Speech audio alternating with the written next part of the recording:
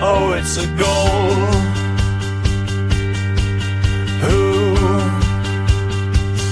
got the assist? Who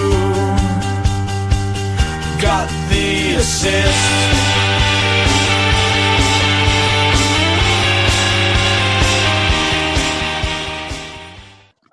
Greetings to sisters. We approach the most wonderful time of the year with 3 game weeks in a week as FPL spoils us managers rotten, or rather puts on a pedestal, knocking us down brutally afterwards, I'm sure. And on a week where many of the remaining first half chips are in play, Sam and I are back and feeling, dare we say it, slightly more chipper than the last few pods. I'm sorry. You're right, mate. How you doing? I've Saints 3-0 up. So yeah, happy bunny, I imagine. Yeah, I mean, people in the chat are already noticing my smile. I don't remember the last time I've been this happy about football in a long, long time. The weekend was amazing. We'll go on to the FPL side of it in a bit. But Saints put in the best performance I've seen in ages, and now we're winning 3-0 tonight.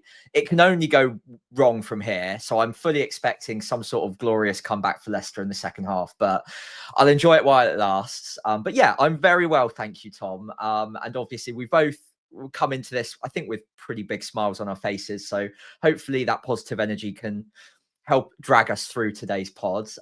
We do have a few things to run through today. As always, we are Who Got the Assist. On today's agenda, Game Week 12, we'll have a quick look back at how we both did. If you're here for our weekly dose of laughing at both of our scores, then you might want to fast forward that bit if you're listening back later on. We'll do a lot more on chips today. So obviously we know that a lot of people are in different situations.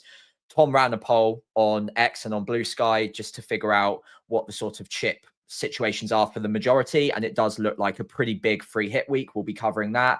We've also, we're also going to cover triple captain and the other stuff as well. So we'll go through all of that in detail. We'll mostly be focusing on the free hit and triple captain, especially looking at the free hit draft. We've picked one out from Blue Sky to have a look at and take as a bit of a sample on what we might be looking at if we were free hitting. And we also need to figure out how worried those of us who aren't free hitting should be. Both of us aren't. So we can hopefully figure that out between us, whether or not we are really quite petrified and need to be ordering bigger sofas this weekend. And then, of course, as always, we'll be doing the regular captaincy chats and form versus fixtures, lots in the mix there, and maybe a quick word on the potential for rotation over the Christmas period. And then, of course, 1 week punts and our teams to wrap up the video. Tom, in particular, has a few questions on what he wants to do. So let's help guide him through and figure out what the best strategy is for his team. It is Tuesday, the 25th of November. Lots of European action going on in the background. And of course, the mighty Southampton are playing, which is why we're all here. But jokes aside, shall we have a look at how we got on in Game Week 12? Yeah, for once, it's actually something I want to look at. So yeah, 65 for me. Looks like we finally got lift off, which is very good. The rank halved after basically the majority of my differentials came in, which was really good. It got Tarko versus Rodon, the bench wrong, but I expected United to beat Everton, especially with a self-inflicted red card on the docket so early on in. But alas, and double alas, I guess, as a Bruno owner. But at one point, I was 30 points above safety. I was settled for 20 odd, and the Schadenfreude train stops here for now. A big green despite a captain fail, and despite having another missed pen in my team, with Thiago missing that. It was missing the second one. Raya blanked, but other than that, returns of some kind across the board. Minte, with yet another pair of assists, including an FPL assist to add to his legit assist. Enzo with the 8-point goal at the last minute, which is incredibly pleasing. When that went in, I was like, oh yeah, that's awesome. Big Joe Anderson with the 10 pointers, obviously absolutely lovely. And the transfer in the end was Munoz with 14 points, with scoring the goal. Was all set to do Virgil van Dijk after last week's pod, but annoyingly heard after that. Not annoyingly in terms of my point score, but annoyingly because of what I said in the pod, that Munoz had in fact left Colombia's camp early due to family matters and wasn't playing in that early morning fixture I mentioned. So that immediately pushed him right back up the priority list for me, which is obviously a good thing in terms of how it turned out. He's on 4 yellows now, and as we were discussing offline, Sam, I think he'll definitely get his 5th against United this weekend, in a tactical way. Absolutely no question about that. Yeah, just quite a lot to think about in terms of the games coming up with him and Senesi both on yellow cards, 4 yellow cards actually. But yeah, really, really good week, and the big green, of course, helped by blanks for the threats. Bumo only DEFCON for Saka, and João Pedro's 1 pointer. So yeah, up from 1.8 million to 900k. The love bombing has turned into making it official between myself and the OFPL. I have to say we are now a couple, and I am receiving several messages, which mostly unsolicited in the middle of the night, asking me to come over. Yeah, very happy. How about you? You up basically throughout the night. It's great on it. Before we move on, it is great to see you not only just continue that green arrow streak, but get that really quite needed game week half or rank half in game week, which I think we talked about a couple of times on the pod. And just goes to show wherever you're at, you get one of these kind of game weeks, which you just need a couple of big differentials to pan out well, or a combination of a few, and one game week, and your whole perspective on the season can look very, very different. So if you're out there, just as a bit of a case study, one game week can really make the difference. So don't give up yet. Keep plugging away. Keep doing the right things. And like Tom, again, you can have that rank halving week and get back on the front foot again. So your top million, all of the rank targets are well within your grasp now, Tom. It's very exciting that we're both doing quite well at the moment for once. I think this is the highest we've both been collectively at this point whilst we've been podding together. So onto my team, not quite as good as you, 57 points, but still very happy with the performance. I made 3 free transfers out of my 4. So I rolled the 4th going into this game week. I've already spent one of them. I'll go on to that later on. But coming in were Lacroix, Bruno Fernandes, and Mark Giu. Going out was Voltemada, who I would have benched anyway. He blanked. Longstaff, who I would have probably benched anyway. He didn't do anything. And Gabriel, who was injured.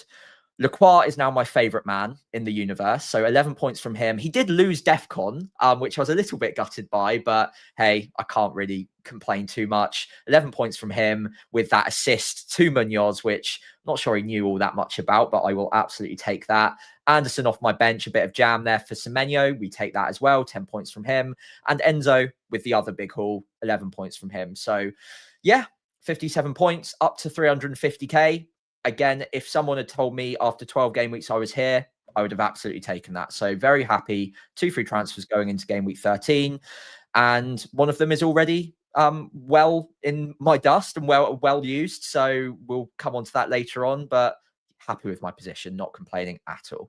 Yeah, very good, very good. Hopefully, yeah, by the end of this year, both in a good position to end the season strong and not be idiots. I think as well. Just there's time. We've said it a few times, but I think there was definitely a point, especially on Saturday, about kind of 10:30 when I was thinking, I could take a hit here and get Saka in for Enzo, and obviously I didn't do that in the end.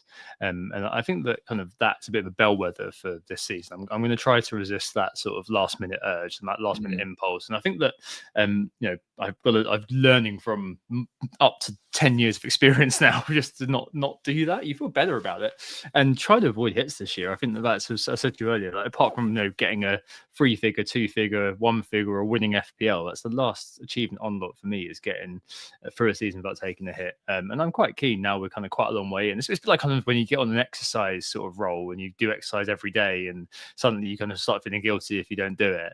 I feel like I want to kind of keep the good vibes rolling in terms of just managing my team and taking a bit of absorbing it with the bench, having that depth and all that sort of thing. So yeah, all good, all good.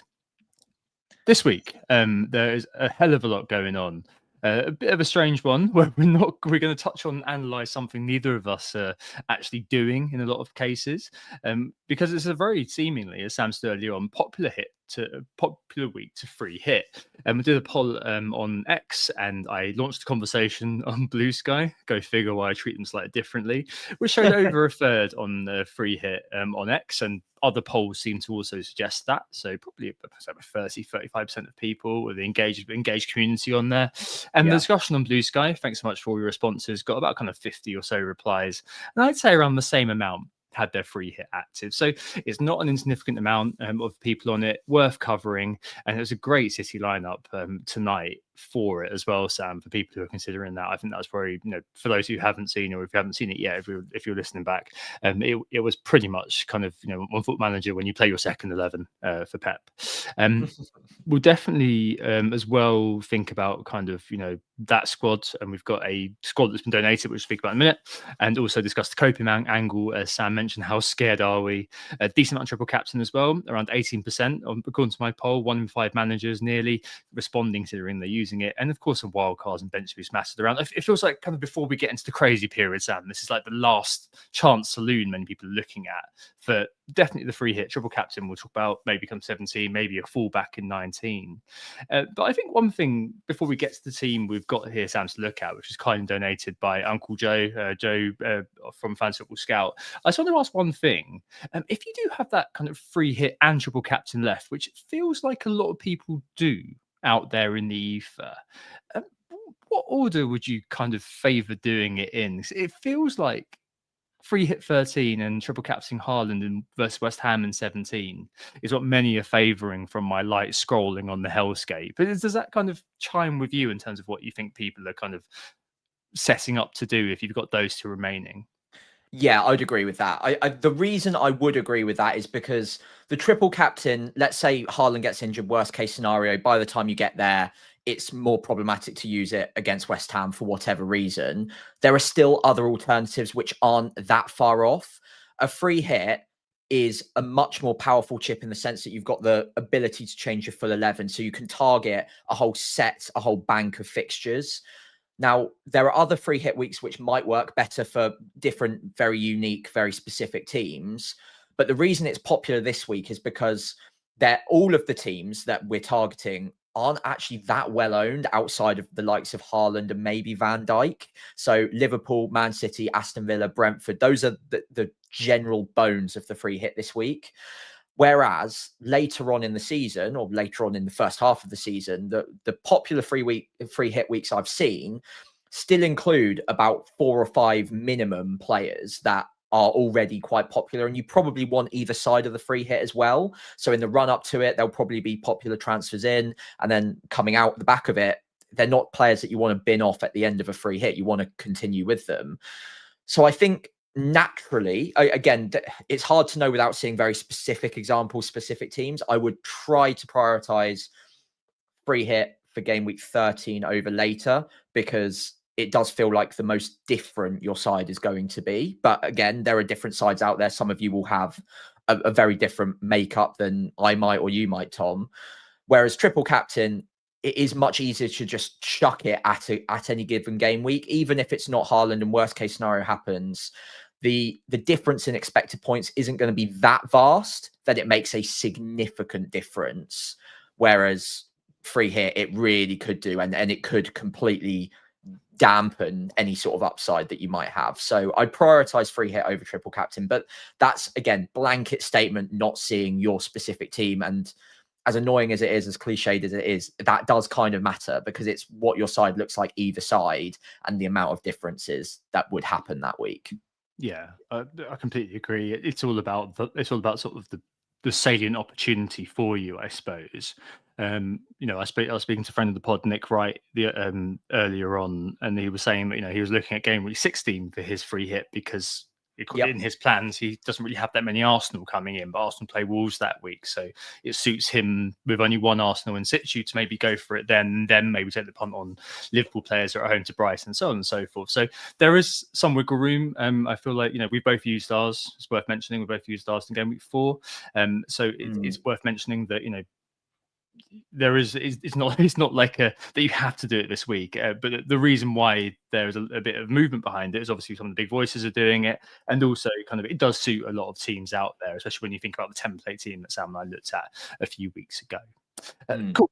Let's go into the free hit first. Now, we're not ourselves on free hit, and I thought when asking these questions on socials, it might be worth grabbing someone else's current draft, just because it's always different to be talking about something when you're not active on it. A bit like how it's hard for people not to be subjective when you're talking about your FPL teams and tell the other person to buy your own team. That's why I like you, Sam, because you're very good at kind of putting yourself in my shoes, because you're an empathetic individual. But a lot of people aren't very good at that. So yeah, we canvassed, and I really like the team that Joe, Fantasy Football Scout, sent us, and obviously asked him if I could share it this week with permission, of course. Find you on Blue Sky, of course, at FPL Joe, on Fantasy Football Scout, and in Tom Glover's cupboard, of course. For the purposes of this tape, I'll read out. For the purposes of the tape, I'll read out his team, which is in goal. You have Emi Martinez, obviously with the Wolves game. Back three of Virgil at the moment. I've got a note on that. O'Reilly, who's obviously got the home game against Leeds, and Collins, the DEFCON hero at Burnley at home. It's a 3-5-2. So in midfield, you've got Mohamed Salah, Kevin Sade, he's got the home game against Burnley, Morgan Rogers, Jeremy Doku, and then Morgan Gibbs-White. And then up front, the front two, as you'd expect, Haaland with the armband and Thiago. And on the bench is Anderson, Rain Dildo, and Mark Gu. Joe says Van Dijk is unlikely to make the cut. He's just trying to figure out exactly what he does with that spot. And also, echoing what you said, Sam, earlier on, double Villa, triple Brentford and Man City, plus Salah and two others. In my case, the punt and Morgan Gibbs-White. That's the 11 that he has eloquently should be the free hit norm. Yeah, views? Yeah, I mean, it's the exact right balance of teams that I'd be targeting. I'd want triple City in there. I'd want probably double Liverpool, if not triple. I've got reservations about Van Dijk, considering the clean sheet odds, I think, are under a third. So 31% now with some of the models. And again, obviously that's a manifestation of what we've seen. It's not just the models have chucked out a random number. It's they've been quite poor defensively, and that's what we're seeing in the data. So Van Dijk, for the money, echoing Joe in what he said there, I would have reservations about. But again, the makeup of the draft: couple of Villa, 2 or 3 Brentford, couple of Liverpool, 3 Man City. I think that is the balance that I would also have. I have put together a draft that I'm going to talk about tomorrow morning, but I think there's only a couple of major differences here. It's the same sort of makeup. The specific individuals from the different teams might change as well, but generally speaking, I think this is where people are going to be going. And I get why people are on the fence about free hitting for this exact reason, because looking at this, there are a lot of very different picks that no one really owns in here, but it is going without Arsenal, who are the best team in the league by quite a distance at the moment, going without Chelsea, although they've got a tough fixture, Man United, Crystal Palace.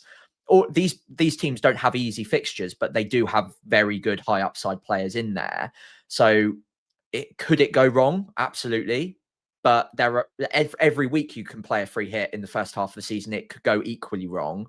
So I think this is as good a week as any to take a chance on it, because this is the most different that it's ever going to look from your regular week to week template. So I do like it, especially the triple Man City. You can't really ask for a much better team to be taking on at home than Leeds. And other weeks, you might not be able to squeeze in all 3 because, again, Man City are quite hard to predict. Whereas this week might be a bit easier to predict, although we've had some news coming through the pods, haven't we, during the recording, and Foden, Doku and O'Reilly are all on at half-time. So what does all this mean, Tom? Yeah, cheeky, chirky time. I mean, I think kind of what the tension you're describing is crystallized in the point by the artist formerly known as Hindu Monkey, who asked, "Do you prefer to go all in on 3 or 4 teams on the free hit, or spread the risk reward over 7 teams?" Now, I feel like that's kind of the eternal struggle you have when you're trying to figure out that 1 week, the balance versus aggression sort of setup. You missing out on those bankable teams in preference to go variance hunting effectively. And honestly, you just don't know, because it's 1 week. And if you take Arsenal, for example, you've got to kind of look at that Chelsea game and think that possibly, because the Man City game has already been and gone, that is probably the toughest, according to the table right now, at least. Well, and the Man City away is coming up at some point. It's just way later in the year. I think it's in April. But for the very kind of short term, that is the toughest game we're going to have, right? So maybe on free hit, you look at it and think, well, that is the game that I go against Arsenal in, and I think the conditions are probably quite good because there's no Gabriel hanging around. That you can probably just about get away with that. I do think it is a good week to do it. I do look at this team maybe kind of just keying into that idea of kind of how scared am I. There are loads of players in that I have no interest in covering, if that makes sense. That makes the foundations of a free hit team that you can be encouraged by if you are on free hit this week. You know, the likes of Sade, the likes of Morgan Rogers, who may kind of elbow his way in. I think that those individuals are those ones that I would look at it and think, okay, that's a bit concerning. But you are missing, okay, United didn't exactly cover themselves in glory last time out, but you are missing a United player who, especially with Bumo, carry decent ownership. You do miss the likes of Minte. You are missing the Palace boys as well. Yeah. And I think that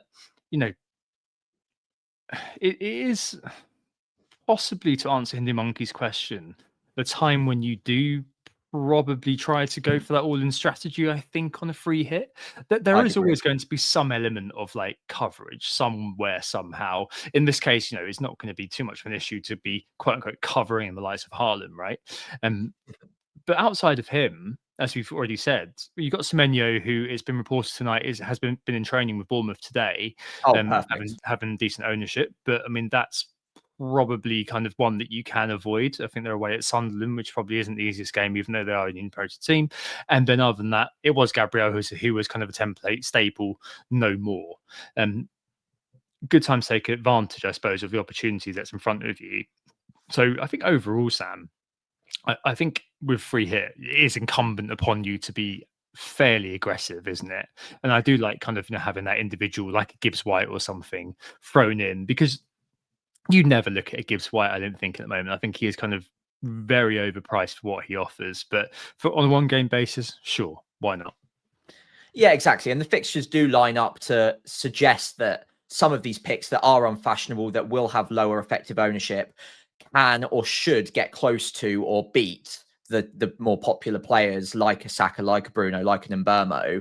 And that's the week that you want to be trying to take advantage of some positive variance. It's like going into a casino and playing a game of roulette, but the roulette table has like double the amount of reds than blacks. It's like, yeah, I'm going to chuck the money on red. I'm going to give that a go. Obviously, it might go against me, but the odds are slightly more in my favor than if I went to a different roulette table that was more balanced and even. So I think the all-in strategy, it is probably the scariest way of playing it, but it's also the way that provides the most potential upside.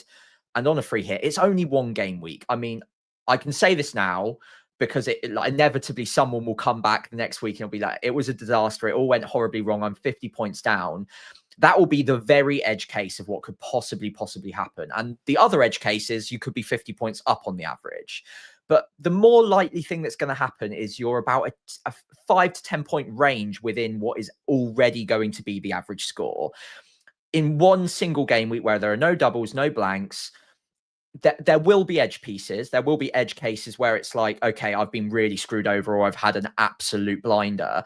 But the majority of teams are not going to get 20 points over the average or 20 points below the average. It's going to be still fairly bundled, but you're hoping to get on the right side of that bell curve and get on the positive side of things. So I think this is as good a week as any to get as far to the right-hand side and as above the bell curve average that you are going to get in the next few game weeks before we get into the doubles and blanks. So if I had a free hit left, I would be looking at playing it this week, taking advantage of all of that I guess free effective ownership that you're gaining on all of these players over some of the more popular picks. And yeah, it's a risk, but every free hit that you play in the first half of the season is a risk. So it's as good a week as any to give it a go. Yeah, I think that was literally the point I was about to make as well, that the free hits this side of the new year, there's not that level of guarantee that you tend to have if you're free hitting in a blank. Like if you're free hitting a blank, you're basically using a chip to give yourself a green arrow in these situations. And this is why, linking to the wider point about being positive about the changes they've made this year, this is why it's more fun, isn't it? It's fun until the red arrow comes, but it's more fun to be in the situation where you can punt in quite a lot of these players and have a good time of it. And for what it's worth, I completely kind of agree with what you said and what Joe said, really, in terms of what the free hit norm should be. It's probably not that it picks itself. I think we should probably maybe talk about a few 50-50s here, Sam. Yeah. It's probably not that it picks itself, but I think the parameters, if you are just kind of going in on the decision tree, should I be more aggressive or should I be kind of a bit more conservative with it? Probably be more aggressive. I think that's the way to go. And then if you're aggressive, what do those picks look like? Starting at the back, I think the three at the back is probably good. I think Nico O'Reilly, who's on form versus Fitch this week, definitely worth looking at. A Brentford defender between Collins and Vandenberg, absolutely fine. Don't really mind which. I'm sure because you've got loads of money, you might as well get Collins for the DEFCON. Could do KO day and hope that he does some long throws. He did create quite a few chances, I think, in a few games. So he does have that in his locker, but it's always worth going with the DEFCONs now. And then the final one, as Joe said, Virgil van Dijk unlikely to make the cut. Maybe that's a question for this week. I'm not entirely sure right now where my third defender would go, thinking about the rest of the matchups which are kind of out there. I don't know. Maybe looking at players like Porro or Michael Keane, all of these incredibly exciting picks. Yeah. Maybe a Murillo or a Milenkovic. Milenkovic, I think, has had a lot of he's had quite a few chances recently. I think it's something like an attempt a game or something like that from set pieces over the last 6. I mean, a player like that could be an interesting one to chuck in. But I completely agree with Joe's sort of reticence in terms of a Van Dijk. I mean, could there be an argument, Sam, maybe to chuck in a Calafiori or a Timber in that slot, or is that just too boring? I was going to say this one specific spot where Van Dijk is now is the one that would cause me the most grief, and probably the place where I'd buckle a little bit with the all-in strategy. I think Arsenal's defense has been so good and is well owned as well. So there is a bit of a defensive attitude there, but also they've got attacking upside. Calafiori and Timber have plenty of attacking upside. But then also, I would chuck in Munoz as well. At home there's always a good chance of him getting some sort of attacking return there. It's not the easiest fixture in the world. They're not going to have it all their own way against Man United, I'm sure. But I can still see him doing really well. So I think out of those 3 right now, I'd actually probably go with Munoz, given it's at home, and Chelsea are in some pretty good form at the moment. I can see them causing Arsenal more problems than Spurs did, put it that way. But that would be the one position where I'm like, yeah, I can buckle a little bit, compromise a bit on the all-in strategy and go with an Arsenal defender or Munoz, not just for coverage, but also because I genuinely believe that they do still have the upside, even if they don't have the best possible fixture this week. Yeah, Chelsea are top for Team XG at the moment, which kind of underlines that. And I think that you're right in terms of the Munoz call, actually, come to think of it, just because it's just a kind of exposure, covering exposure, isn't it? Because if Palace do keep a clean sheet, then the ownership of that is so high that you might as well have a Munoz who's probably still going to be lowly owned enough. I think you're probably going to max for 25% ownership for him. Gahey being the main sort of carrier of a lot of that ownership. So you've got that covered, and you've also got a player who has the upside to his game.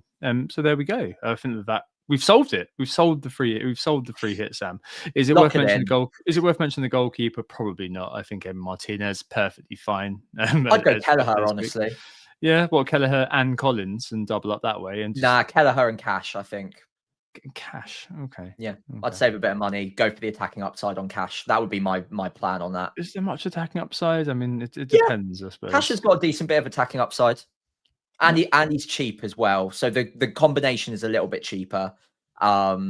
Yeah, I mean, there's not much in it, but No. we'll get into the midfield, I suppose, with a specific City pick. I would probably go for the more expensive City pick and Sure. therefore cheapen up in the defence a little bit. And I think Kelleher at home to Burnley is a really good chance of a clean sheet. He might get some save points. Save penalty. I think, yeah, it maybe say either got a great record saving penalties. Either of them do. I don't think there's much in it, but for the saving of a little bit of money just to make other things more affordable, I think I could get on board with either, honestly. Yeah, but, me too. Me too. I think that would be absolutely fine for me as well. All right. So in midfield, to Salah or not Salah, I just feel like it's incumbent on you to Salah this week. Surely it's half any the other point. options. Yeah. Like, he's 14.2 million, not going to own him any other time at the moment. Like, if he's ever going to haul, it's this week, surely.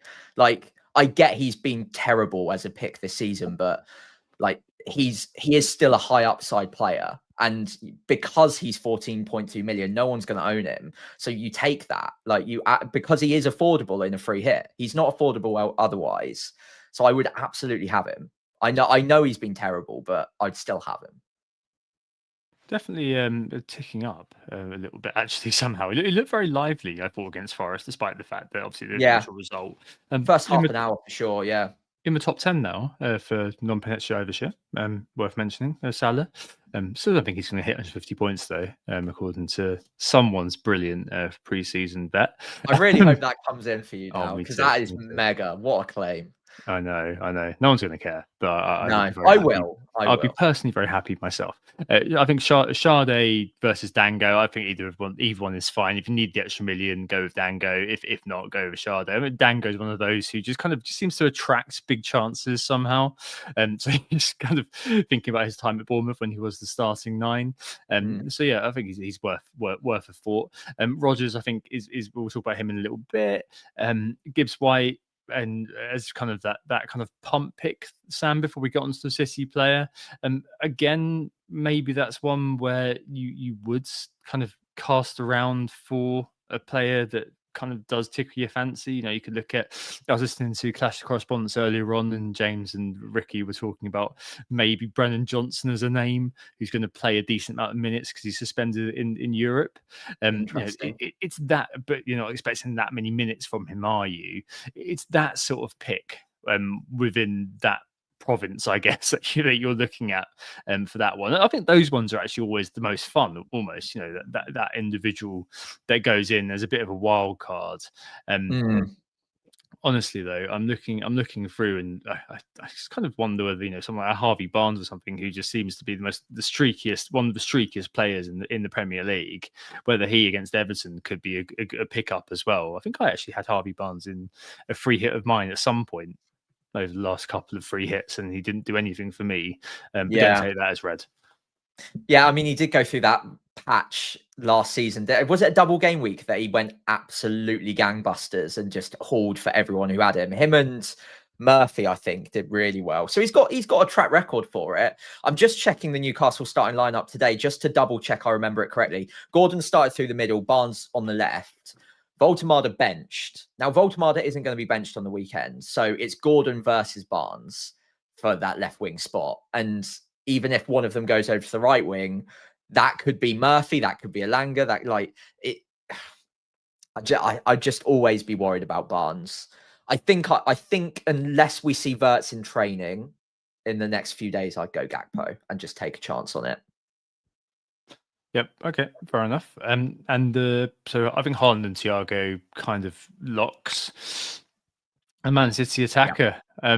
I think Cheeky Churky, because he's not played today, probably would be the one that I'd look at. Foden came on at half time. If not, I look at him. Foden is a player that we're going to speak about maybe later on, but we can talk about him here as well too. Marmoush has started tonight, so probably wouldn't have him in the list. I don't know. I guess maybe Foden, maybe Doku, maybe Shirky, like one of them, perhaps. Yeah, it's Foden for me. I think we were talking about this offline beforehand, trying to predict what is going on in Pep's brain, even when it seems so obvious like it does tonight, where he's rotated 10 of the 11. They were 1-0 down. They've subbed on some of their main boys at half time to try and solve things. Who knows what he's going to do over the weekend? They lost the last game against Newcastle. He could switch it up. Maybe this is a bit of a trial run for certain players to have a bit of an audition almost to make it into the starting 11 at the weekend. Who knows? If I was predicting it and if I was on free hit, I'd go with the player I've got the most confidence on or getting good minutes, and that is Foden. Doku, I think, starts. I think Cherky probably starts as well, but they could easily come off at half time, even if things are going wrong, like we saw tonight. They could come off after 60, 70, 80. They could play the full 90, but there's that range of options that could happen. We might even get thrown a curveball and they don't even start at all, which I know it seems crazy right now, but we have seen exactly this before so many times where you're like, this player is an absolute lock to start. There's no question. He was resting in the midweek, and then Pep just springs an absolute curveball and benches them yet again. And then they're out of the team for like 5 weeks in a row. It just kind of happens. He gets these ideas in his brain and he runs with it for a while until it stops working. With that in mind, it's Foden for me. I know the data's not been great. Doku has been the better pick in the sense of like he's got more attacking upside, but I just want to know that you're getting that Man City coverage and that player is on the pitch for as long as possible. And even with Foden, there's a chance he doesn't play, but I think it's less likely that he's rotated than the others. Yeah. I mean, with Foden, the minutes are there for him. Pretty deep. It's more creative. It's more about sort of ball progressing Odegaard-y role, which I mentioned kind of last week, and did have a decent chance against Newcastle. Kind of should have had a penalty as well. Yep, sure. So golden assist potentially on the roster another week. Maybe it struck me kind of, I was thinking about this earlier on, maybe playing that role that Reinders was playing at the start of the year, arguably. Now fourth, Foden as the fourth highest non-pen XGI underperformer over the last 6 weeks. Higher expected goal involvement than Doku. So backs up in the data. Foden's had more chances created, more shots in the box, etc. than Doku has had. And a lot of that is due to that ludicrous amount of corners. He's now up to 33, which is 13 more than nearest competitor in Longstaff. And yeah, I think that he could be one of those players that come Monday, when we're doing, or Sunday for us when we're doing the post-mortem, people might be like, oh, he was such an obvious pickup because he played the majority of the game versus Leeds and was involved in everything. No, I can't really fault that at all. Don't mind Doku, don't mind Cherky. But maybe I think with all the caveats involved, maybe I'll look at Foden as well. So yeah, wouldn't make too many changes to his team. Yeah, basically. No, but yeah, I kind of think it does fit. It picks itself to some extent. There's probably defender 3, midfielder 5. Which City midfielder you go with, and I suppose if midfielder 5, if you don't go with that, whether you go with a third striker. But yeah, it broadly feels like some combination of a Brentford and Villa goalkeeper and defender, O'Reilly, or maybe Mateus Nunes if you're really feeling that. Munoz, Salah, Sade / Dango, Rodgers, a City player, Haaland, Thiago, and then whatever for number 11. But yeah, I mean that kind of broadly seems to make sense for this week. And I wish you all very bad luck because I'm not on free hit myself. I own. But yeah, and what a quick word for wildcarding, Sam. I mean, it's not something that we looked at in too much detail, but I suppose it's kind of a combination of this and some slightly longer term picks. But it's quite an interesting one because you've got a little bit of you've got that sort of confusing factor of the 5 free transfers as well coming up. Yeah, it's almost a bit of a unique situation now in FPL. A couple of seasons ago, this would have been fairly common where it's like, yeah, well, I've got to almost use my transfers knowing that I'm going to dead end my team into a wild card. This is a little bit different in the sense that, well, we know we've got the 5 free transfers coming. If you wild card now, you can probably actually afford to have a couple of like 2-3 game week punts up to the point where you get reloaded to 5, because you can use almost one position in your 11 to just switch in and out for a couple of game weeks, having locked in a 15 or 14 of the 15 that you're very happy to hold through to the 5 free transfers. So Yeah, one of the rare occasions where I would actually say 1-2 week punts make quite a lot of sense if you're on a wild card, especially given Man City's fixture this week. I probably would take a bit of a risk, a bit of a dice roll on a Man City midfielder, knowing that I can then move them on specifically into next game week for someone else that I know is going to start, who has a decent fixture in game week 14. And then again, maybe in game week 15 as well, ahead of the reload. And let's say worst case scenario, a couple of players go down injured in game week 13 after wildcarding. Well, you're only a couple of game weeks away from that reload anyway. So you're probably going to be okay, even with those 1 or 2 punts in there. I wouldn't go crazy. I wouldn't have a full 11 of 1-2 week punts that are like really heavily tied into the upcoming 2-3 weeks. But 1 or 2 is probably okay. And I would attack it a little bit. Yeah, and you can do some kind of cleaning up around the edge pieces. I think it's absolutely, I'm envious of those who held on, really, because I think a lot of the wild cards do look good. I'm sorry we didn't kind of talk about it too much, but I'm assuming if you've held on wild card for this long, you know what you're doing. Similar to those who are bench boosting this week, we've not really got a natural point to talk about you here. I'm just going to assume you know what you're doing. If you're targeting bench boost this week, and for what it's worth, I think it's probably a good idea to bench boost this week compared to last week. I'd always prefer it not straight after international break. Moving best captain up to just now. Thanks, Joe, for your free hit. Hopefully that we did justice. Is it a sweet triple captain? I think that it's probably beyond doubt, unless you don't own Haaland, in which case you're probably looking at the likes of Salah and Thiago. I think it's beyond doubt that Haaland's going to be kind of the captain pick, do not yours.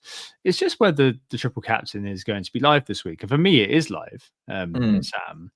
I do wonder whether there's some suspicion that there are some narratives being put out there shaped by people who do have that free hit triple captain left, which is kind of maybe elevating the case for triple captain Haaland in 17 versus West Ham a little bit too far for my liking. Like, I think I prefer. I just think I prefer versus Leeds. I know, there's the minutes, etc. But I think in terms of what I'd call the meta state, I think Leeds' confidence is low after a decent first few weeks. They're on the bottom 4 for away XUC now. And I think Farke is a dead man walking, all of which I think could contribute to a high scoring week. Yeah, Haaland may come off on 60, 70 minute mark. And I know the last TC point he scored his goal was coming towards the end of the game. But the wager, the risk is, and the hope is that he had done a lot of damage by them. And on the other side, counter narrative, West Ham may have time to improve despite a dodgy second half against Bournemouth. Yeah, I think if you don't have free hit left, and I can't remember whether I said it on this pod last week, but I think I'd probably play it. I'd get the TC done because you just never know what's coming around the corner. You've got 3 games in a week coming up. You've got Christmas fixtures. It's great looking ahead and knowing that he's got a good fixture to come. And on paper, that's amazing. But how many times in FPL have we looked 3 or 4 game weeks in the future, tried to predict exactly how our team's going to look, exactly who's going to be fair, exactly what the 11s are going to look like, and something has gone wrong? Now, Haaland's fitness record, injury record is good, but it's not spotless. So given that he's got a promoted club at home, after a midweek rest, he's come on for the final 25 minutes today, but I would still qualify that as a reasonable amount of rest. I would say it's worth just chucking it at this one at home at the Etihad against the team, like you say, who are struggling a little bit right now. The manager, I won't speculate on whether or not he's quite out the door yet, but it seems like he's pretty close. So we'll leave it at that. I think it's the week. I would take the opportunity that's given to you now, even if it's not maybe quite as good as what you think the future one is, because the future one also has risk attached to it, because who knows, he might be injured. There might be rotation there. Something else could happen by that point, which might make it a worse pick than you currently think it is. Whereas Leeds, the one right in front of us, already looks very, very positive. So I'd do it. I get it done. Yeah, I think the only thing, if you are free hitting this week and you're like, oh, have I missed the boat on triple captain? Probably not. I mean, it's probably on the least impactful chip of the lot. Oh, yeah. And even if Haaland doesn't turn out to be, because of all the things that Sam said could happen in against West Ham in 17, you've also got kind of Man United, the Wolves at home again with 19, I think, as a fullback. Sure, yeah. Shove it on Bruno, shove it on Cunha or something, and just hope they don't, do what they did against Everton. But yeah, there's always going to be a fullback. But yeah, it's a very short kind of discussion this week. But yeah, I think triple captain, it does feel like there's kind of an overwhelming case if you haven't got free hit available, just to get that done, get that sorted and get on with it. And I will be doing that, and that'll be the end of my chips until game week 19. All right. I'll be a lot like you after this week as well, but I think that after this week, a lot of people will have burnt through all of them. So it's going to get closer to a level playing field now. Yeah, you've used them all, haven't you? I have, yeah. Yeah. So that's it. Last chance saloon. I'm just, obviously, I think you got a brace for Haaland, didn't you, in that game? Brace and assist. Brace and assist. Okay. 17-pointer. Yeah. I'm not going to say no to the brace. I think one goal was probably a bit rubbish. I got that last year against Southampton in a similar situation, which is obviously a bit of a problem. But no, that's not you're not going to be looking at that and thinking, oh, that could happen again, because that's when you get into overthinking territory. Right, form versus fixture this week. Quite a few names that I think we've kind of already started to discuss. Let's dig into them a bit further, Sam. Not on the list is Phil Foden. I've already given kind of my notes on him. I do think he's worth a real look over the next few. Leeds, Fulham and Sunderland, the next three, obviously those three being played out in a single week. And as we've seen tonight, Man City are able to field a fairly decent B team, albeit Leverkusen are having their way with them at the moment. Now, another player who we also touched upon is Jeremy Doku, who's created 36% of City's chances over the last little while. 15 chances created, 3 big chances, doing pretty well in the underlying data is equal sixth now overall, Sam, and was kind of the danger man against Newcastle. When he went off, they became a lot more one-dimensional, I felt. Yeah. I'm not going to ask your reviewers on Doku. I'm just going to move it now. It's obviously one that you're not particularly on board with. I am open to it. I think that the rest tonight perhaps would mean that I'd have a slight bit more hope that he'd start the next three. But that is really sort of, it's very hard to, if you're buying. You are really kind of, a lot of it rests on kind of reading the tea leaves, doesn't it? And I know that that's something that I'm slightly more comfortable with than you. But in my new sort of sensible era, I'm still looking at it and thinking, I don't know. If I was kind of gun to my head thinking about a Man City midfielder to buy, and money was no object, of course, I would still be looking at probably leaning towards Foden rather than taking the punt on Doku, who's nonetheless still very exciting. Yeah, and I want to be careful not to discredit a pick, because he's undoubtedly a fantastic footballer. He's got high upside. The non-penalty XGI is brilliant. It's just not my kind of guy. Going into this period, I need players that I know that I don't need to look at the team sheet for. That's just the way I like to play. I get a little bit worried with any Man City players, let alone someone like Doku, who even now, if he was getting 90 minutes a week in the last few game weeks, it would be slightly different. And I'd maybe start to consider him a little bit more, but he's not even getting 90 right now. He's still only getting 70, and people are considering him now. So for me, it's not a stupid pick. It's not like I think anyone who gets him is a bad FPL player or an idiot or anything like that. It's just not someone that I could go for, because I'm just not that kind of FPL player. I can't be staring at a team sheet, crossing my fingers every single week. And I think with the 3 games in 1 week, it feels unlikely to me that I'm getting more than 140, 150 minutes out of him, and maybe 2 out of 3 starts. And if you think you're going to get more out of him, or that you can handle not getting that out of him, then absolutely fine. He's got the upside. He could haul in any single one of the next 3 game weeks. And in one of them, I almost expect him to at some point. But figuring out exactly which week that's going to happen with any Man City midfielder is difficult. With Doku, whose minutes are pretty speculative at best, is just not something I can personally get on board with. But that's just me. I play very differently to you, Tom. I play very differently to a lot of other managers. And some people like taking those high upside risks.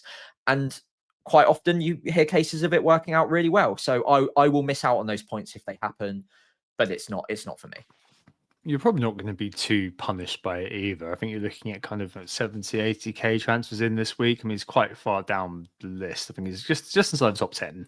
And last week, I think the effective ownership, I did check. So I kind of did think there was a bit of a groundswell towards buying him in just due to social media, but actually it was around sort of 7-8%. So it is the usual risk rewards, both sides of the coin sort of thing. But yeah, I think I'm with you on that. But hey, the fact it could really annoy you if I bought him and he returned. I mean, that is obviously something to think about. It wouldn't. I know it would. I know it wouldn't. But you know what I mean. I'd be very happy for you. Yeah, you'd be very happy. He'd say, throw his phone on the floor, storm off, go for. Where's he gone? He's gone for a 45-minute run again. Typical. I would be like, that is so typical. After I made myself look like an idiot talking about him, but I will always reiterate, he's a fantastic player. I said similar about Kudus earlier on in the season. Great player, not for me. Kudus for a different reason, but yeah, I just not my kind of pick. I think for Doku as well, the notable, I suppose, where he's concerned is the majority of his similar to like Minte and Grealish. A lot of most of his points scoring potential was in assists. And I think that sort of dampens his ceiling a slight bit. I say that, and off he goes and gets 3 assists versus Leeds, eh? But that's another one which is worth considering a little bit. But at the price, I mean, it is priced in, and this is because we've got those 5 free transfers coming, so it is incumbent on you to move players on.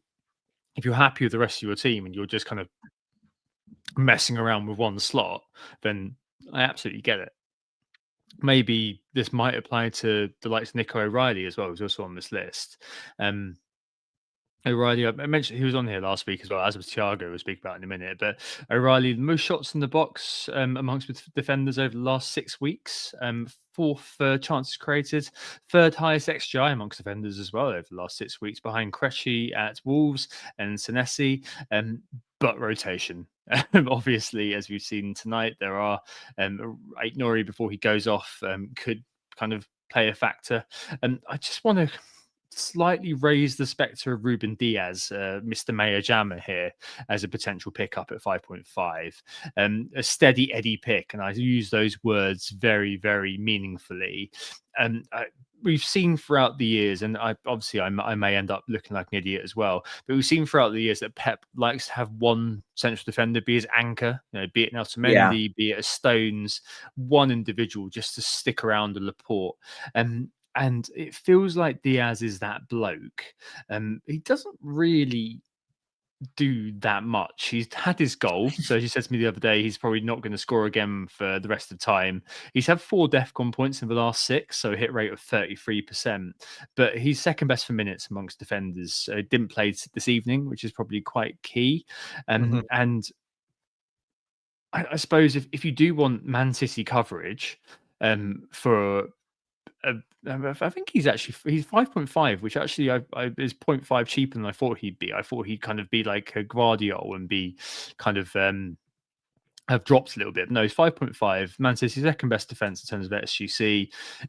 You're basically buying Edison in 2025, where your ceiling is probably 6, and he'll get a 2.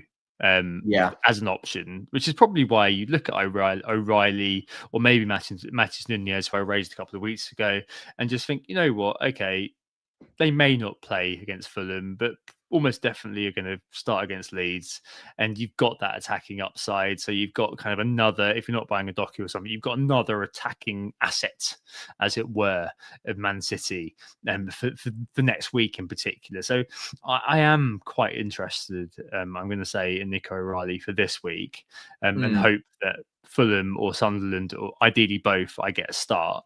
But my fear would be that Aït-Nouri plays Fulham. And then I'd have to kind of, and we'll talk about it later, I've already got quite a rickety situation when it comes to the rest of my defenders. So that's definitely giving me pause for thought there. Yeah, I am much more tempted by O'Reilly than I am with a Doku, put it that way. Like the minutes look better. I think he is more secure in the team just because of his importance in the role that he plays, and Yeah. he has just Look, been I was genuinely going to say, excellent. like, Like, Eight Nori's been taken off at half time yeah, against Leverkusen in the game when they're playing the B team. I think that probably yeah. instructs about where Eight Nori is in Pep's estimations at the moment.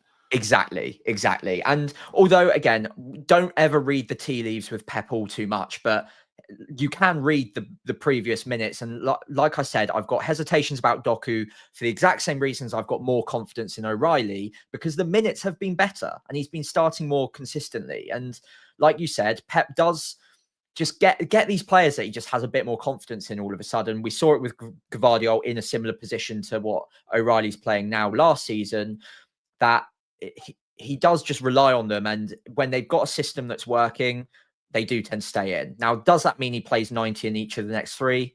Who knows? Probably not. He'll probably miss one of them. But I think he'll probably start two of the three. On a free hit, I would definitely include him now. Given the price, given the attacking upside, I would take the punt on him against Leeds on a free hit.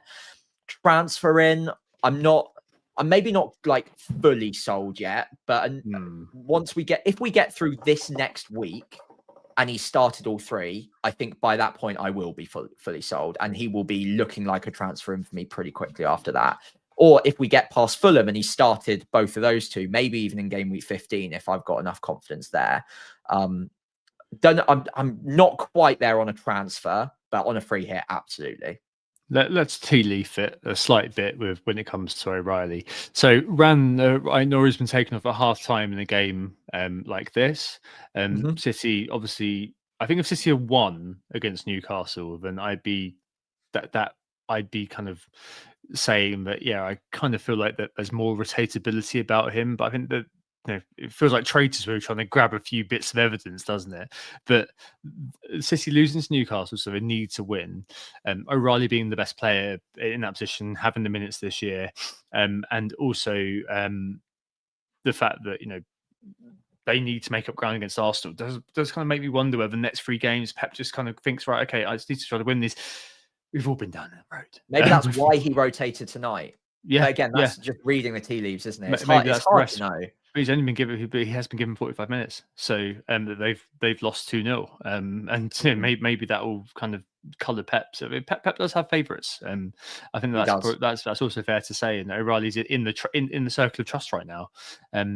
No, I do really like it. Honestly, I do think there's a pretty good chance that he's my transfer in this week. I've got loads of money in the bank, and we'll talk about it later on. But I could swap him in for Rodon, and have four good defenders. We shall see. So right, actually, interesting. Yeah, we all could. And Thiago, up 0.5 now. Not entirely sure what else to say. He is always on this list. I think that this is a good time, Sam, for you to provide some spoilers. Yeah, I bought him straight in to 6.5 million. I got him before the rise, so 6.4 for me. I had João Pedro. What more do you want me to say? It's pretty easy transfer. Yeah, I'm fully aware that a lot of the XG that he's put up is from penalties, but Brentford do have a knack of winning quite a lot of penalties. Brighton have a similar knack as well. So I did briefly consider Welbeck. I just think over this period, I've got a bit more confidence in Thiago's minutes than I do Welbeck's. And that Burnley fixture is really hard to ignore. I do have to deal with game week 14, Arsenal away, but I in my transfer plans, I can find a way to bench him in that week. And even if he comes off my bench, he's a penalty taking striker who gets 90 minutes. I will take it. It's 1 week, even against tough opponents. If there's ever a player that I wouldn't mind playing against a tough opponent, it would be a penalty taking striker, because all it takes is one shot, one chance, and you can get yourself a 9-pointer there. So yeah, he's in for me. I think great value for money, good underlying data, great minutes on penalties, ticks every single box I could want, and some good fixtures to come after Arsenal in 14's out of the way. Job done. I thought you were about to sort of break into lose yourself then. You got one shot, I was close. I was close. Yeah. Right. There's not very much more to say there. Morgan Rogers, back on many people's agendas. obviously 2 goals. He's on free kicks. That's intriguing. Yeah. The eye test from a lot of people, I only watched the highlights of that game, was that he was pretty rubbish apart from a couple of good moments versus Leeds. Villa, who were the crisis club at the start of the year, maybe we should shake that up because they are up to 4th. Rodgers himself, same amount of shots as the likes of João Pedro, Welbeck and co, but it's not loads. I mean, we've really spoken about the freak that is Welbeck in terms of big chances to shots ratio this year. João Pedro, we've spoken about him to death. We're very glad he's not really something we need to think about. And finally recovering Villa in terms of creativity now. They've posted the highest XGs of the season in both game week 11 and 12. Wolves and Brighton, depending on which Brighton show up, and that's an away game midweek. He's going to have the minutes. The underlying data isn't there. I think that his points have obviously pushed up by the brace this weekend, but still potentially an individual you might want to pick up, maybe within the scope of a free hit where he's almost definitely in, or maybe on a wild card where you just think, okay, well, by come game week 15, maybe he's the kind of use it or lose it transfer, and when they've got Arsenal at home. Yeah, he's a sort of short-term wildcard pick I could get on board with because the minutes are going to be there in both of the next 2 weeks. Obviously, the carrot is game week 13 against Wolves at home, who are all at sea at the moment. That's a great fixture to be bringing him in for. But it's not like you need to get rid of him for Brighton in game week 14 either. And given it's the midweek fixture where other 1 week punts, Doku obviously being around that price as well, might be a bit shakier on the minutes. He won't be. He'll be getting 80 plus that week, you would think. He's being encouraged to get forward more and shoot more by Emery. He's being apparently hounded by him to get in the box in those specific moments. So as much as that means, I mean, obviously all players would like to get into the box more and shoot more, surely, but it's on his mind. And if he's on free kicks, he's in the penalty conversation at least because Emery name-checked him last time they were having a penalty discussion. So I don't think it's impossible that he creeps into that at some point. He's never going to be an awful pick because he's got that security of minutes in a good side and he plays fairly advanced. The data's not been good at all, but he still does have a bit of a knack and different routes to points. So yeah, I don't mind it whatsoever. I'm not quite there on buying him with free transfers yet. On a wild card, if you've got the 5 free transfers coming up, I could see a way that he would get included, and on a free hit, he would be in for me. Yeah, absolutely. One player though that you should buy because I've had him for the last few weeks and he's been absolutely brilliant for me. Yankuba Minte, your man from a couple of years ago, Sam. I think that you were ahead of your time. The definition of a live wire. What a player he is to watch, honestly. Loves a block shot assist and a kind of a micro touch assist this year. I still don't know how he got that assist when Rutter should probably have got it. More shots in the box than Welbeck over the last 6 and 13 chances created, all coming out in the season data, or he's now in the top 10 of non-pen SGI. Playing like he is, he's so hard to contain, and I love watching him, even if I know I've previously said 9 times out of 10. I think it's probably 8 times out of 10 now. So he is improving.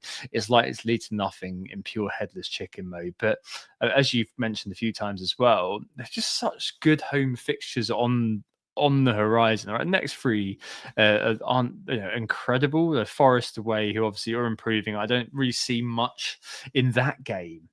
Villa at home, who are again improving in 14. West Ham at home in 15. Liverpool away in 16. Probably not something to worry about. Sunderland away at home in 17. Arsenal in 18. It's not the best game in the world. And then West Ham, Burnley. I mean, they are all those fixtures do have a but about them, but I don't know. I think there's a really strong case that between King at 4.5, maybe Potts at 4.4, all the way up to Minte now at 6.1. Apart from Elliot Anderson, there's nothing in there that I really am interested in. And at his price, the value that Minte does provide, or EV, is probably making a very strong case for the Gambian, who's not going away for AFCON.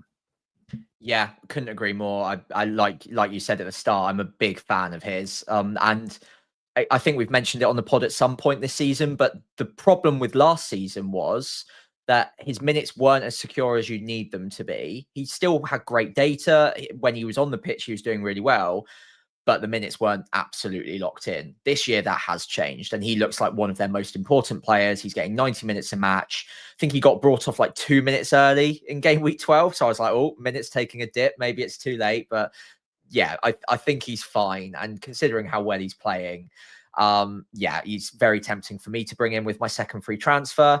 The question for me will be, do I bring him in now in game week 13 where he's got Forest followed by Villa, or do I wait until game week 15 when he could be my Ismail Assar replacement for West Ham at home immediately? So that's my specific question, but notice how I'm not really questioning whether or not I'm bringing him in. It's more of a case of when I'm bringing him in. Yeah. Because like you said, great home fixtures through this Christmas period. The minutes look secure. Brighton are a good attacking team. His data's good.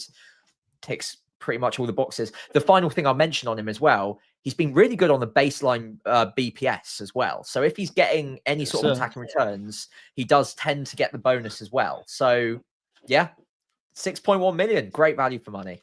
I agree. Final one in terms of value for money. Hard the Forest defense back on the menu, boys. Murillo, Milenkovic, Neco Williams down to 4.7. 4 yellow cards though, so we probably wouldn't go there. I've got Murillo on here actually at the moment. Obviously got a goal this week, but that's not really what we're looking at. And I think the underlying point is because they've got Dyche in, you're basically kind of back to how it was last year in terms of how they're going to set up. Slowly, defensively, if you look at the game week by game week sort of underlying data, Liverpool this week's are not particularly the best one out there, but game weeks 9, 10, 11 under Dyche were in their top 5 weeks of the season for XGC. The others being Nuno under Nuno in week 1, and the 1-1 with Burnley when Ange first came in. So I think that they're definitely a consideration. They got Wolves coming up in midweek, and I think that I am not against bringing in a Murillo or bringing in a Milenkovic. I'm flagging them now. I'm not saying you should buy them this week, I don't think, but I'm definitely flagging them now because I think that they are good, solid 90-minute men. Dyche does not really rotate at all, and you know, a player like Milenkovic who has the upside in terms of averaging an attempt almost every game is definitely worth your while. Especially because they are distressed assets now. They've lost value. I think Murillo is actually 5.3 rather than 5.2 on the bracket. I think I was looking at Milenkovic for that price. And if you've got my Savona at 4.5 as well, while Einer's out, but probably not the one you'd be looking at. Murillo and Milenkovic. See what happens if Neco Williams is on that 4 yellow, which would put me off. But you know, if you want 4.7, that is ridiculous value for a player playing in defence like that. Yeah, I mean, if we cast our mind back to the start of the season, we were bigging up Murillo, Milenkovic for the DEFCON, and Murillo now under a more defensive manager, he's picking up some pretty good DEFCON again. So yeah, I like the look of it. I think you're right, 5.3 million, but good enough fixtures to come to consider going there. Probably not quite at the top of my list yet, but I'm looking at a defender in game week. I think it's game week 14. So yeah, Wolves away followed by Everton at home. I can absolutely see clean sheets in either of those games. And at 5.3 million, he's fighting it out with cheaper assets than he would have done at the start of the season. I think if he was still at 5.5, 5.6, something like that, it would be more of a decision between him, Van Dijk, Munoz, that kind of bracket. And I don't think there's much competition there. But given where he's at, him versus a Senesi, for instance, seems like a bit of a closer call right now because they're both getting DEFCON, and Bournemouth's defensive, well, I suppose their underlying numbers haven't been terrible, but defensively they are conceding goals. Forest do look more solid than they have done. So I can see a shift across to Murillo or Milenkovic in the next few weeks for sure. And the beauty of them is that once they're in, they're in. In terms of, you know, we're using that last week as a pro for Van Dijk, and you referenced at the start of the year, we like these players. Obviously, it all imploded with Marinakid, and chucking Nuno out. But you know, once they're in with a player like that. So that could be something that you could be really thinking about. And game week 14, it's certainly something I'll be thinking about quite strongly, actually, if I'm looking for a defensive move, because the fixtures there, and you know, I've got them sorted, done. So yeah, just want to throw in as a future one, but yeah, definitely improving defensively. On that note, a quick word on rotation. I dug out a post from 2017 around this time, on this day, almost a couple of days later to Wow. mentioned the Clayton James thing, where I just at the time was getting a bit irked by the fact that everyone back in the day when you spoke a lot more on X and were putting your team out there, people were like, oh, but rotation, blah blah blah, on every single player that was being raised. And I suppose at the time I was just like, every player's a rotation threat. The field becomes equal because they all become rotation threat. The idea is that just treat it as universal caveat outside of the extreme salient ones like a Doku or Pep, Man City in general. I think generally it's just a case of just seeing it and accepting it will happen. And I don't know, it's worth making a point that throughout all of this we've spoken about, we've done 3 hits 1 week, fair enough. But if you're wildcarding and making transfers in, just treat it as universal caveat, because I think there's very few players outside of the Forest guys, Van Dijk, Saliba, where there isn't you being able to say, oh yeah, but rotation. And game week 14 in particular is going to be a mess. And I think it's just a case of probably just embracing it. I don't want to spend too long here, Sam, but I think it was just worth saying. And I think it's something that we'll just use going forward as a bit kind of like, as we said a few pods ago, just expect it's going to happen. Yeah, I think it's important to make this note that, it will happen, but it will happen fairly evenly across the table for most players. There are some that are a little bit more immune, and there are some that I don't need to mention because we've already talked about several of them on this pod. But there are some that you're like, okay, I instinctively know that there's more of a doubt week to week, even outside of this period of the season. Therefore, those players are obviously going to be even bigger rotation threats. I think whatever level of rotation they have in a normal game week, amplify it during this whole period of the season. The caveat, those are the caveat ones. The general roster of players that we're talking about week to week, they all just have a little asterisk applied to them pretty evenly across the board, saying, rotation could happen, but it could happen to the player you're selling them for as well, or buying that week. Like, there's not much between them, barring a few of the caveats that we've already mentioned. Yeah, that's right. I'm gonna just put this. I'm going to put this in, and then we'll go do the 1 week punt. I'll come back to it. But one thing I'm very keen to mention here is for game week 13 and 14 particularly, I'm keen to try to treat them as a pair. In some ways, just because it kind of just helps with thinking about the move you're making this week, because you probably need to use a transfer. You might not, and we'll come on to that in a minute. But I think that kind of just helps to guide the thinking a little bit in terms of what you're looking to do. Obviously, that isn't quite as incumbent upon you if you're free hitting, but it's just something to think about if you are kind of in the 70 or so percent who aren't hitting the free hit button this week. And that's just really important in terms of the moves you're making. We'll come back to that in a sec.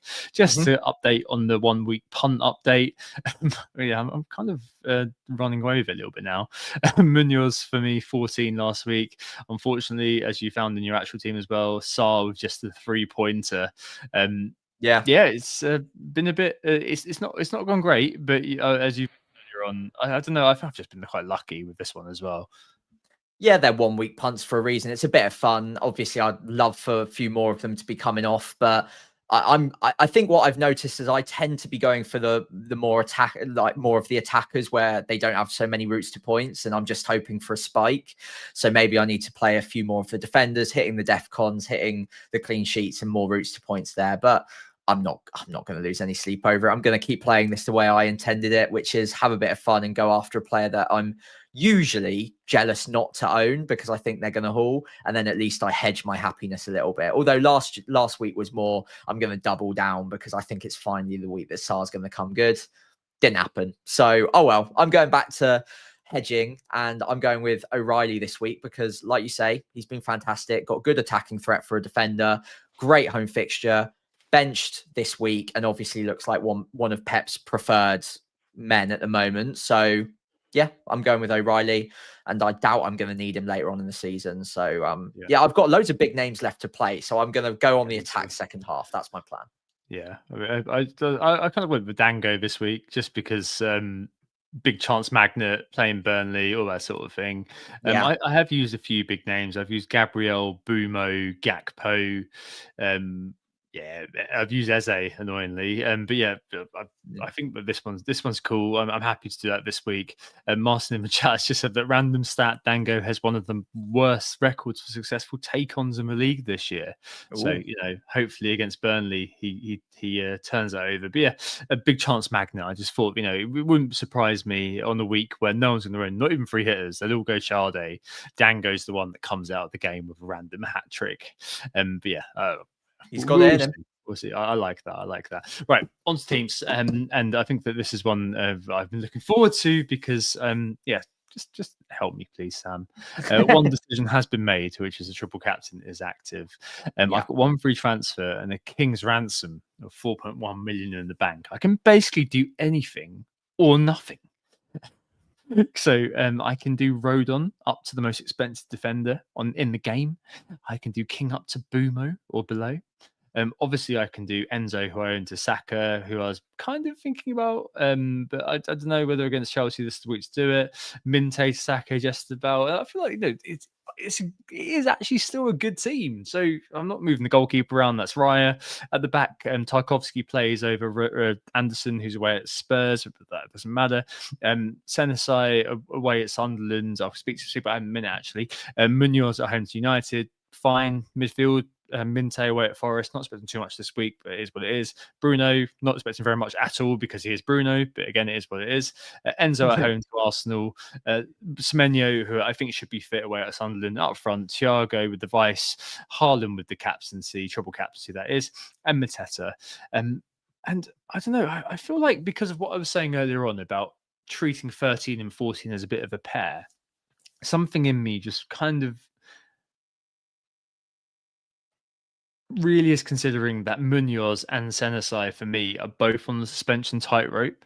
I wouldn't be surprised if at least one of them, who I think is going to be Munoz, gets the tactical yellow this game week. And I mentioned obviously selling Enzo on. This might be the week to get rid of him, etc., etc.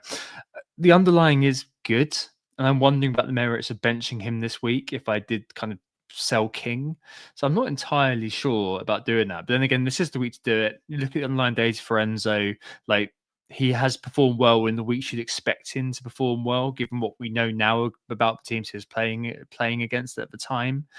So he's done very well against teams like West Ham, Fulham, Brighton, Spurs, Wolves, and Burnley. So maybe his data is where you kind of expect it to be at a kind of an outer level. So Enze or Eze or a Foden or something like that for him, or a Saka for him. I'm not too sure about that. I think I'm with you that I think that they do score this week, Chelsea, and I wouldn't be surprised if Enzo's part of that. Which probably leads me to think of something to shore up my defence. And I think that kind of leads me to think maybe Nico O'Reilly in for fun, or Ruben for beigeness, in for Rodon is kind of where I'm zeroing in on. And on Senesi, I probably bench him out of the three. Play Tarko, play Munoz. Bournemouth is second from bottom for XGC away from home. They've been really crap. He's got a really high EO, so that's something to think about. But I kind of rather, maybe I'm not saying this because I was burnt by Tarko this week, but I'd probably rather play Tarko this week and bench Senesi. I think it's Senesi actually.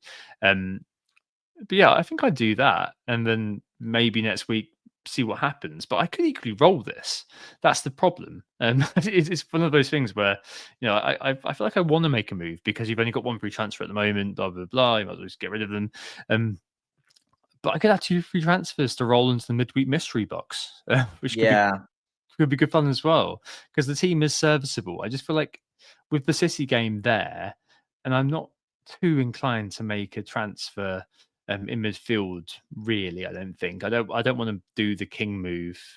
So King out somebody else and then bench Enzo. I think that might be a recipe for disaster, because he's the pen taker as well, probably, unless Palmer's back. I'm leaning towards making a Rodon up to a Nico O'Reilly, which is still leaving me 3.1 million in the bank. I mean, yeah, sorry, that's an awfully long rant about stuff that no one really cares about. What do you think, Sam? I think it's probably the section people most care about, Tom, of this show, hearing your team. So, yeah, several routes that you've posed there. I think naturally when you first sent me this team, I was like, well, the obvious Enzo to Saka done, like just most screamingly obvious move there. But there is more nuance than that because, okay, Saka doesn't have the best fixture this week. If there's ever a time he would get rotated, it would be 14. I don't think it will happen, but it could happen. So if you're treating it as a block of two fixtures, then maybe not the time. But I think if you removed any of those caveats, it would make sense. But then you add in the 4 yellow cards for both Senesi and Munoz, and I do agree that it is quite likely that you're going to miss out on Munoz for Burnley. It's not definite. We're talking like it's absolutely booked in that he's going to like intentionally get a yellow card against Man United. Maybe I shouldn't be so cynical. I do think it is quite likely he does get a yellow card, but it might not happen. That being said, this could be a role. I don't think you need to make a transfer. And although I do like O'Reilly, I'm not so sold on him yet that I could guarantee you that he keeps playing. And if you're buying him with the intention that he also needs to cover your ass in game week 14, that's the week where I would be more worried about him. So I don't know. You're going to hate my suggestion. I would either probably roll, because then if these yellow cards do come through, then you've got 2 free transfers to deal with it, and you'll have more information to do so. You don't need to change anything about your starting 11 this week, in my personal opinion. The second choice, which you're really going to hate, and feel free to dismiss me straight away, get Van Dijk. And I know it's going to be laughed out of town because he's been terrible, but it's West Ham away. It's a decent chance of a clean sheet, and he's got great fixtures for long term. And I tell you who won't miss game week 14 because of minutes, Van Dijk. So you know you're going to be safe there. And the fixtures do continue in a very good stretch throughout. So I think it will level out. People will laugh at it. And I know it doesn't make sense right now, given what we've just seen, but I think it's a move that you're still quite likely to make in the future anyway. And it does just shore up the defense. You would start him ahead of either Senesi or Tarkowski, in my personal opinion, probably, or maybe Enzo instead. I think he would improve your starting 11. And then next week, you've got yourself a guarantee of a player to cover one of those yellow cards if you needed to. But granted, I know that he's not popular right now. So I would also be very happy with rolling this team, knowing that 2 of your defenders could get suspended and you might need to react. And I think that gives you the flexibility to do so. Yeah, I'd rather buy Van Dijk next week if I was going to do that. You know, I'd rather roll it and do that. I understand that.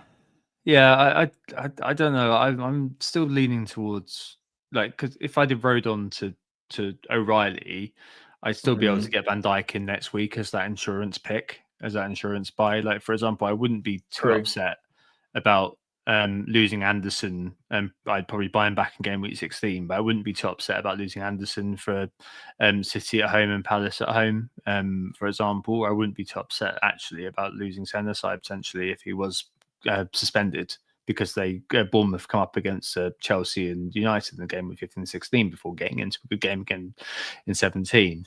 It's a bit weird that I've been kind of circling around selling Tarko for quite a while, and now it just feels like, yeah, just kind of leave him in there because he's likely to do all right. Yeah, I don't know. I'm not interested. It kind of feels like either roll or take a chance on O'Reilly. I do think that, you know, I'm probably, if we didn't have the game week 16 refresh, then I would probably be thinking, yeah, I'm gonna roll. But because I've got that sort of insurance in in that not very long, like literally 2 weeks time, I am thinking that this might be a good kind of time to just kind of do that slight. It's not really aggressive, is it? Because you're buying a defender, but you know, a semi-aggressive move in a week, if for a fixture, I think it's going to be quite good. And I'm kind of just hoping that it's all right for 14. But I completely appreciate kind of what you're saying. I mean, it could be It could be that I just kind of think, oh, I'll buy Ruben Diaz. But something about kind of buying Ruben Diaz is very similar to buying Van Dijk. It's without DEFCON.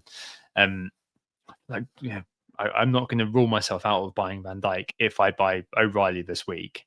So it kind of feels like I'm okay with doing both of those.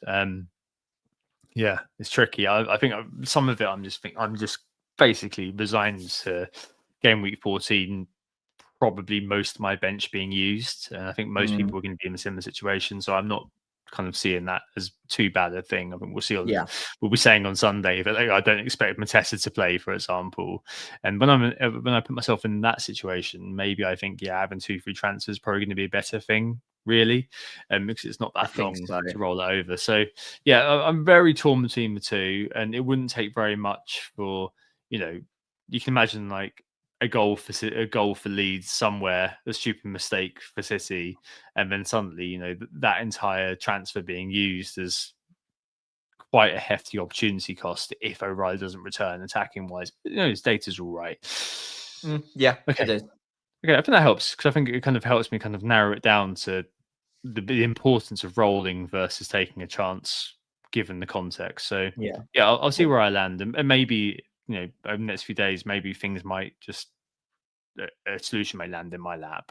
But we shall see.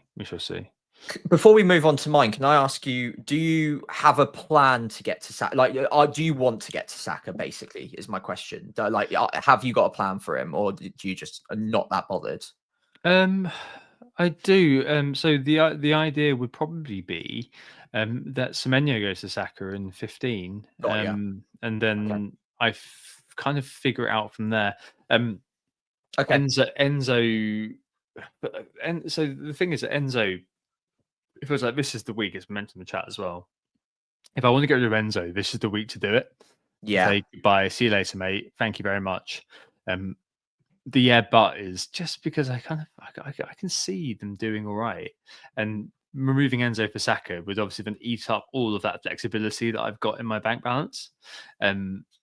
And that's a bit of a problem, and which does make me look at the likes of Rice, does make me look at the likes of Eze, and think, well, could they kind of be equivalent value? I could still, it's worth mentioning, get Van Dijk for Tarko next week. But it doesn't really help me when it comes to players like Senasai, who I could swap out for for one of the City players. So there are ways in which I could make that work. And it might be that if I'm not sure what I'm doing this week, getting Saka in might be the way to play it, but removing a pen taker for another pen taker, that could be one of those where it's kind of awkward, mate, but it's worth doing.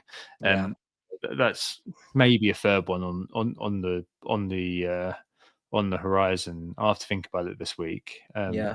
My question on that wasn't should you get him this week? It was more, can you spend the money that I currently, in the back of my head, I'm like, oh, well, he needs that money to move to Saka later. But actually, from the sounds of it, you might be able to spend that money if you've got plan Bs and Cs to go without Saka, or to sell Semenyo to get to him. You don't need as much of that money spare. So that was the reason I asked, not oh, you need to get him now or anything like that. No, it's fine. I think that there would be ways and means to get there, even if it is game week 16.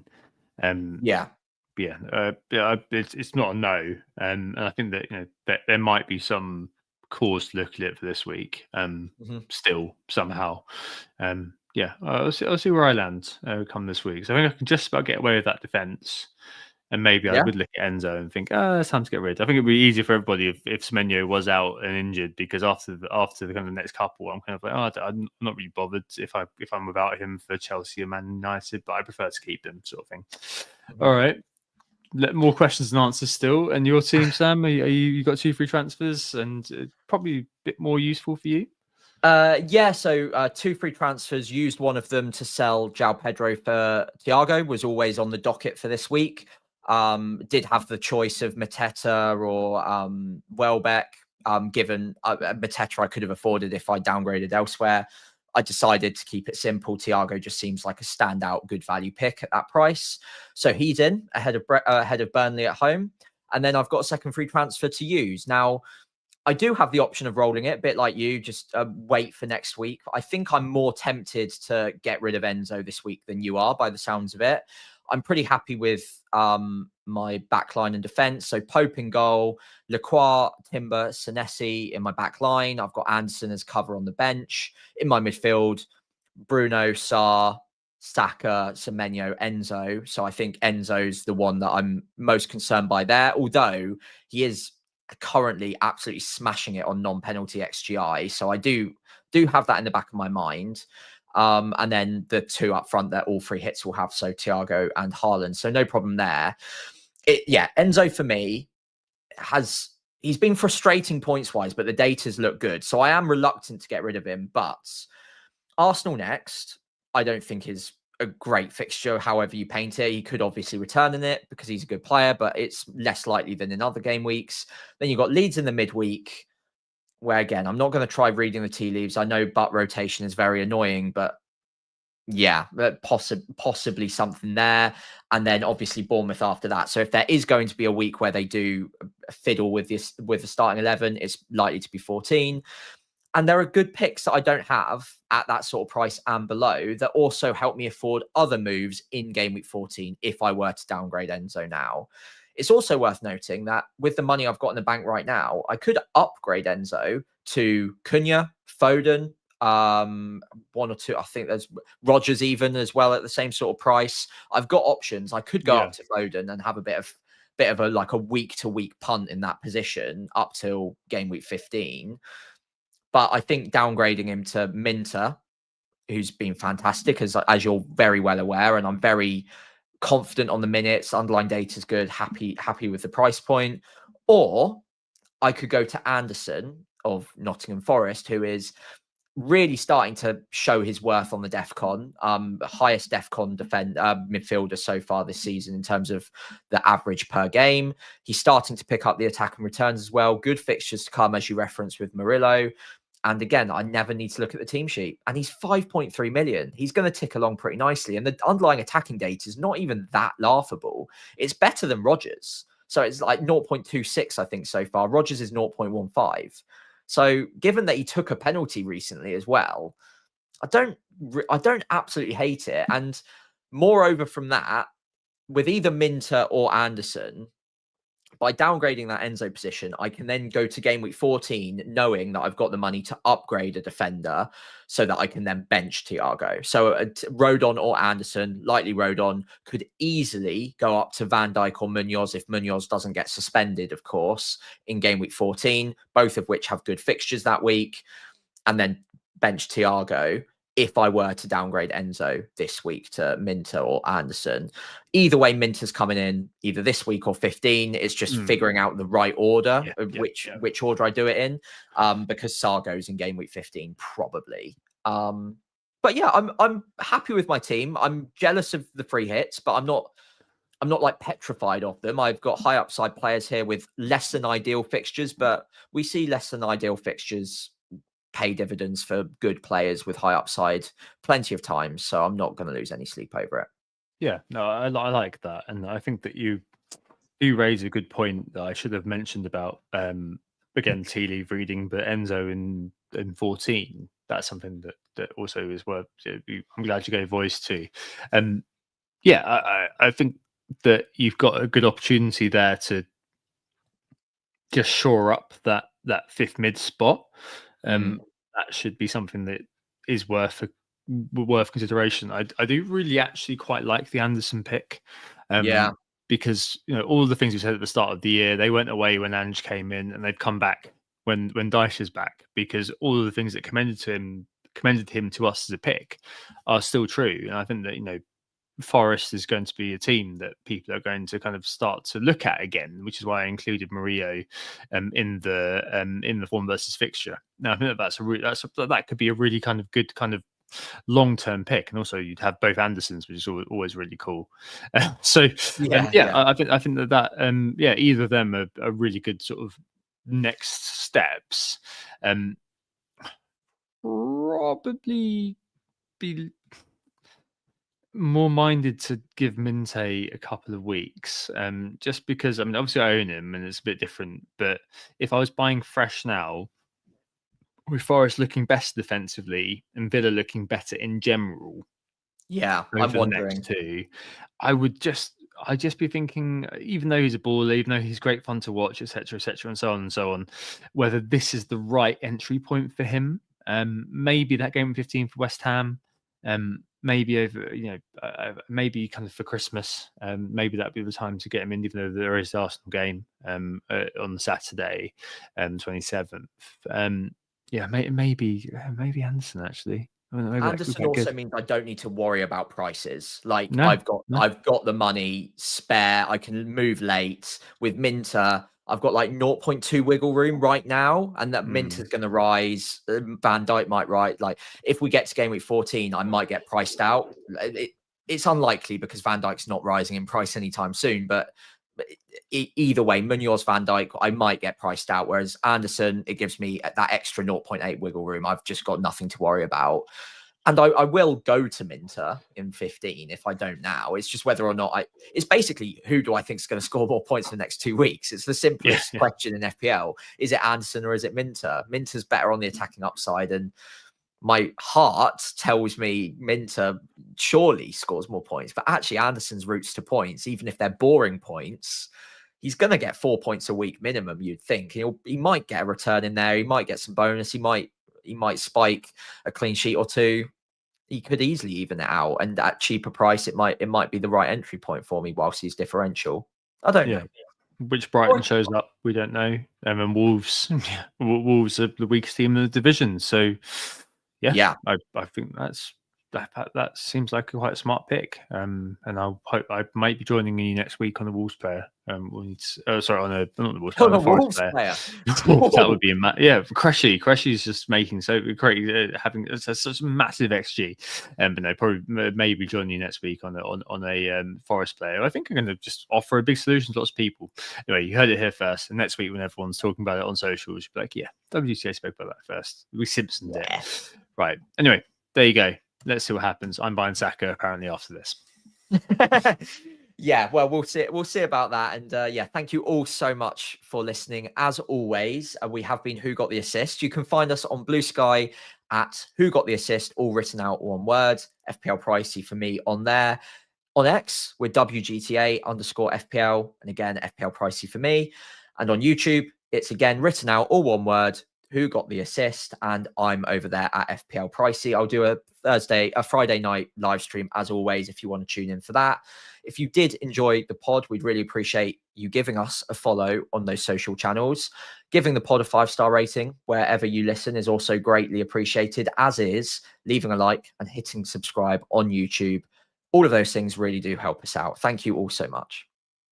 Yeah, thank you very much indeed. I should probably mention FPL Meets is coming up again. I completely forgot about that. FPL Meets in London at the Thirsty Bear in Waterloo. It's the 6th of December, 12 p.m. onwards. Aston Villa versus Arsenal in the early kickoff. Lots of 3 p.m s going on, so lots of shenanigans while we get all our beers and have a really awful pizza. And it's Leeds versus Liverpool in the evening. I think I'll be going along to this one actually. If you can come along, definitely do check out at FPL Meets on X. Otherwise, thanks Sam. A great video with press this week on Sam's YouTube. You can definitely go off and check that out immediately if you're watching or listening right now and you have a bit of time. And thanks for listening in general and watching in general. Hope this is what you think about game week 13 and all the chips that are going to be played. Good luck this game week, unless you're free hitting, in which case I hope that you fail miserably. We'll be back on Sunday because of the quick turnarounds, and then Wednesday next week, and we'll be missing the United game, I think, which is on the Thursday, but it can't be helped because what's the point in podding on Thursday night for a pod that's going to last a couple of days? It won't be long until we see you again. We'll see you on Sunday. Oh, it's a goal. Who got the assist? Who got the assist?